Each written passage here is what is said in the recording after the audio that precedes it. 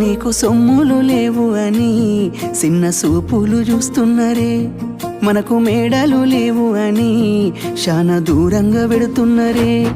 ఎప్పుడు కలేకనే ఉంటామా ముందు కాలాల మారవా నువ్వు బాధంతో కడతావయ్యో ఆ భగవంతుడు.